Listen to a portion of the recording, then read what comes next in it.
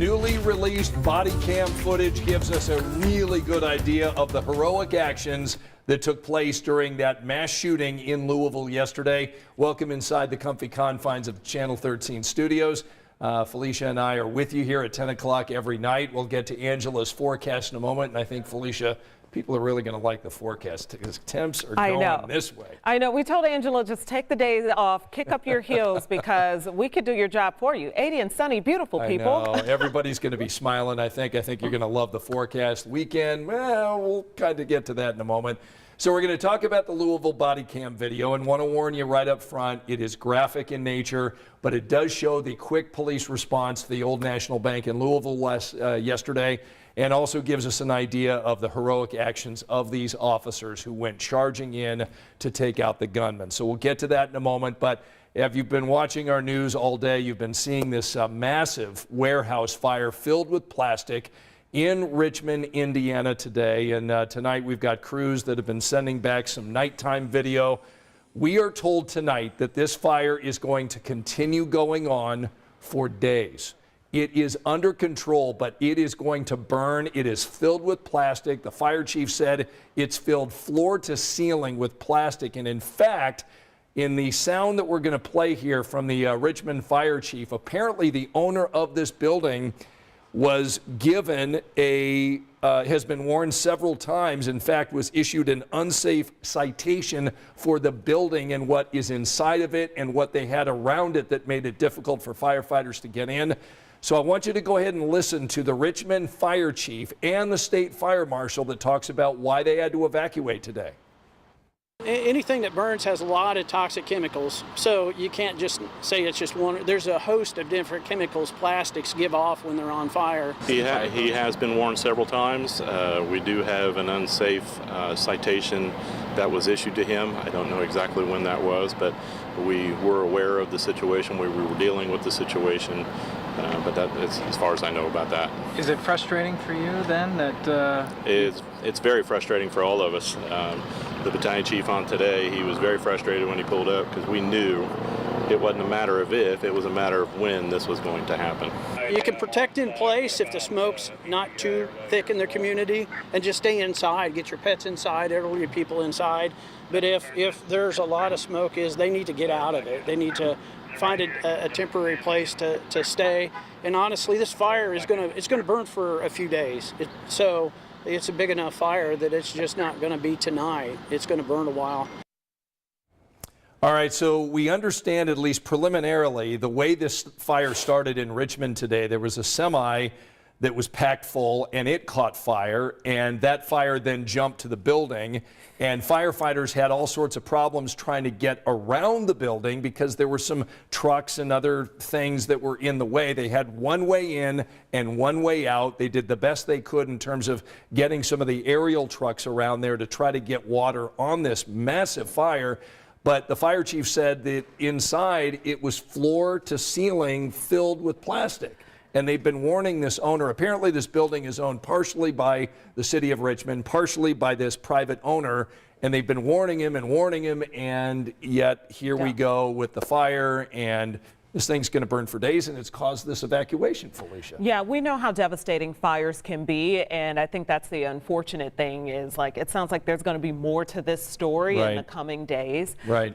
So we, want to brace ourselves for that. The good news here that we still are not getting any reports of any injuries. True. And so that is a really big deal. But I think when we first heard about this fire this afternoon, we were just hoping. We saw how massive it was. At least I thought about this. I was hoping that it wasn't going to be toxic materials. Right. But then, of course, they started going with that evacuation order affecting the homes in a half-mile radius. Right. I mean, again, you were hoping it wasn't going to be toxic materials. Right. This has a major impact on the environment. That's for sure. Especially right there. Right. And then. So the evacuation is within a half mile of that plastics warehouse. It's a plastic recycling warehouse. Anybody that's within a half mile is urged to evacuate. At the very least, close up windows, don't go outside, bring pets inside, turn your HVAC off. But with temperatures expected to get up into the 80s tomorrow, at least maybe reaching 80, and we'll find out from Angela in a moment, it may be necessary for people to evacuate and find a temporary place to live until they can get this fire out. So again, the fire continues to burn right now. It's expected to continue to burn for several days, but they've got it controlled at this point. And that's certainly when you and I were doing the news earlier, that wasn't the case. They were doing the best they could, but they were fighting this defensively because they could not get around the whole thing because there were some things blocking their access. The fact that we could see flames from so far away really shows how big this was and how, in a way, out of control the fire was, you know. So Lauren Kostick will be talking with residents there in Richmond tonight. We've got Rachel Krause talking with the fire chief and the state fire marshal. All of that coming your way tonight on 13 News at 11. All right, so we want to talk about the Louisville body cam video that was just released within the last couple of hours. Of course, you know, you've been following this story. This bank employee with a gun goes into the bank yesterday and starts opening fire. And today we get our first look at the police response. And what you're going to see, we want to warn you, it is graphic. Want to let you know that you are going to see the police response and certainly the heroic actions of the officers. This is the report from Jim Gray from NBC News. Images of horror and heroism. Officers rushing in to confront a mass shooter just minutes after he opened fire inside the Old National Bank in downtown Louisville. They stopped the threat so other lives could be saved. Police confirmed the 25-year-old shooter was a current employee at the bank, armed with an AR-15 rifle legally purchased just last week, and investigators say he was live streaming the massacre online. Now, a day after the attack, 5 dead, 8 injured, 2, including a police officer, still in critical condition. Louisville becomes the latest city caught in the vicious and sadly familiar cycle of mass shootings in America.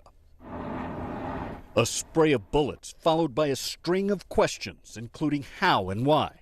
There's only so many times you can walk into a room and tell someone they're not coming home tomorrow. Raw emotion and grief. We are despondent. Quickly giving way to anger and demands for change. Put those policies in place that put people first. People over guns, kids over guns, public safety over guns. Words echoed in some form after more than 140 mass shootings this year alone. Words, to this point, many say, without any real action, hollow and empty, like the hearts of those now struggling after the latest attack. Jay Gray, NBC News, Louisville. So I think one of the other things we wanted to mention, the National Rifle Association, the NRA, has its conference here in Indianapolis on Friday. Former President Trump, former Vice President Mike Pence, Governor Ron DeSantis is going to send in a video greeting.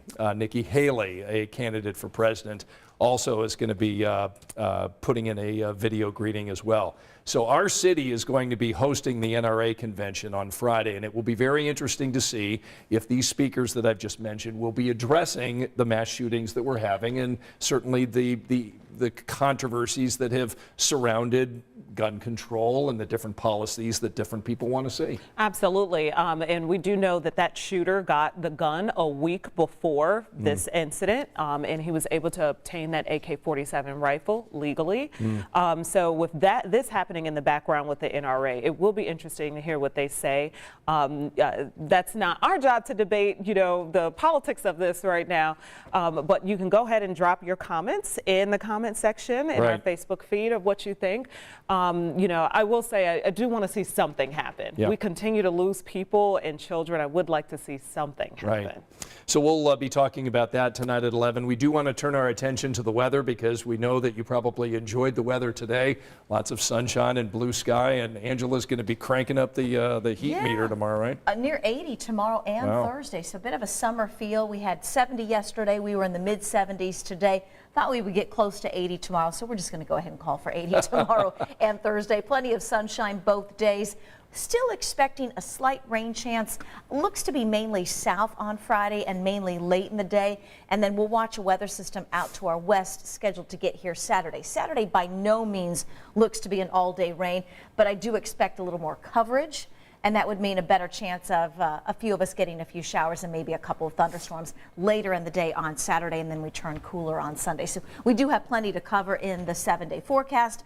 Our Indianapolis Indians started a long homestand tonight, so we'll have a sneak peek at all the fun that's going to happen over the next week. So I think people heard that cooler on Sunday. How cool is 50s. cool? So it is going to feel much cooler. So we're going to go from several days close to 80. In fact, we'll be 75 to 80, even with that slight rain chance Friday and Saturday. Yeah. And then the big drop comes Sunday. We'll be back into the 50s. 80 sounds pretty good, Felicia. Yeah, I'm sticking with your Friday and Saturday forecast and wondering if we are taking this show on the road. Wouldn't that be It'd be Field sort of trip, nice to field get trip. Oh, outside. it would be. I know I walked really slow to the car. Did you? Really slow into the building today. It's just so nice. Get some fresh air. And what's so nice, I think we've mentioned this several times, you get off work, if you work regular hours, to be able to have some daylight when you get home, get out there, walk, take a bike ride, take the dog out. It's really nice to be able to do that late in the evening. Take full advantage of it. Yeah, nice. All right, so we have a lot coming up for you tonight at 11 o'clock. Again, Rachel Krause, Lauren Kostick will be in Richmond for you tonight, bringing us an update on the Richmond fire, which is still burning. I want to go ahead and mention some of our friends who are joining us tonight. Renita says the weather has been fantastic. Thanks, Angela. I wish I could take credit. Do you get blamed, though, when we get snow? Sure. Okay. Yeah, I'm the main one blaming her. Let's see. Nathan joining us tonight. Joyce says another beautiful day. Let's see. We've got Erica, Glenn, saying prayers for the city of downtown Richmond, Indiana, as a result of the fire. Nathan is with us tonight. Catherine joining us. Glenn is with us. Gwen is also with us tonight. Richard, Josephine saying good evening. Scott and Felicia. Kathy is with us. Brandy. Richard, Teresa saying evening friends. Ralph's from Alabama with us every night. Ralph, good to see you again. Joyce joining us tonight. Mike is with us. Well, Sharon. Sherry is with us, Jenny, Kim, Brian. We've got so many folks joining us tonight, so thank you so much. The three of us will hope to see you tonight on 13 News at 11. Good night.